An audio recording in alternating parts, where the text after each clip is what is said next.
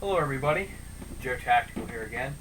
In this video I wanted to share with you guys a very simple, basic bushcraft primitive kit, whatever you want to call it. But what I wanted to do was, for a while now, I wanted to put together a kit that was so simple and so basic, but still functional. And one of the other requirements I had was, okay, to put this together, I have enough gear stored, with all the crap that I have. I wanted to be able to put this kit together and not buy anything to do it. Now, of course, I've purchased everything in this kit, but I didn't want to be like, okay, I want to put together this primitive kit, so now I have to go out and buy this and that to complete it. That was a requirement not to do that. Okay? I can't stress that enough. Also, I've kind of, I guess, as a guideline to stop myself from adding things just because I have the room, I kind of went along the guidelines of the Pathfinder 5 C's. Dave Canterbury's 5 C's of the survivability, or whatever it's called. And I've been doing that. There's no items in those, the 5 C's, the 10 C's, whatever. There's no items that I didn't really do before I heard about that stuff. But he really puts it in a good way so that way you can minimize. Like, okay, no, I'm drifting past the 5 piece mark. I'm drifting past the 10 piece mark. Do I really need this? It's kind of a good guideline to go with. So I tried to adhere to that as much as I could with this kit. And also, again, not buying anything for this specific kit. Alright? Now, basically the cover aspect would be the wool blanket. This is an Italian wool blanket. It's surplus wool blanket. And I had it for a while. And, every once in a while when I would come across it in my second bedroom storage room for all my crap, I would be like, man, I got to put a primitive kit together because that would be perfect for that. Because that's why that technology, a wool blanket, exists, for that primitive survival aspect. And there's other benefits too I'm not going to get into.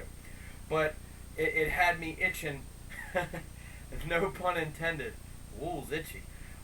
It had me itching to do the kit. Well, the other day or something like that, I can't remember when, I just decided, okay, that's it. We're putting this primitive kit together. So I wanted to see, what could I come up with? What do I got? I'm not buying anything. So if I need to stop or whatever, or make do with what I have, it is what it is. Alright? But I had some camo bungee cords.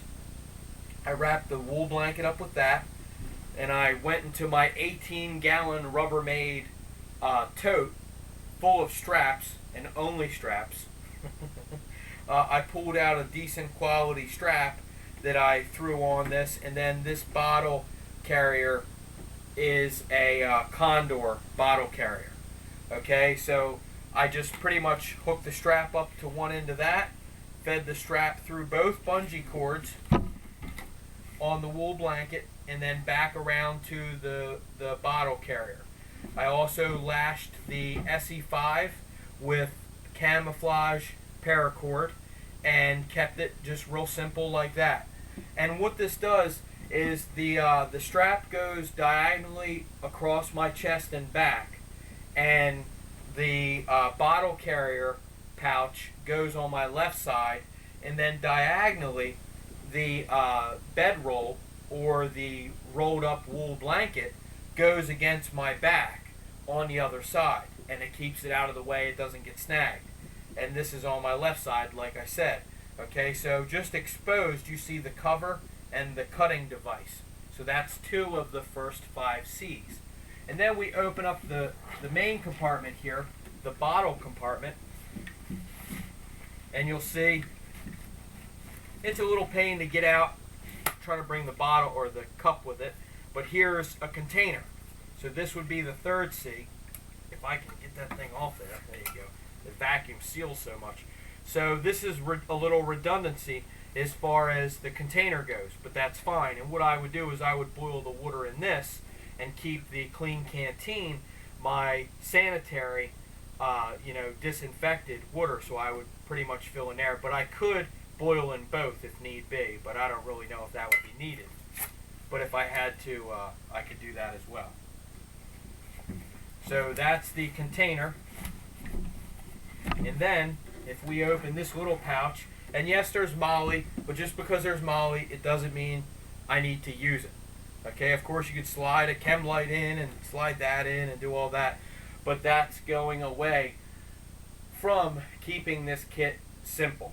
That's what I wanted to do, is keep it simple. Now I do have a couple Blackhawk speed clips here, just to keep them handy with this if I ever want to add something to it. I have those, and they're the tan ones, and they span 5, so if I need them, they're on there. They don't weigh anything, but I wanted to keep them with this, just if down the road I did want to add another pouch or something like that. I don't want to, but just to keep it all with it.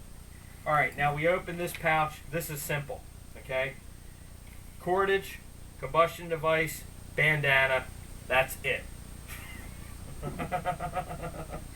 Yes, we could just throw this in there, just throw that in there. No. That's it. That's it.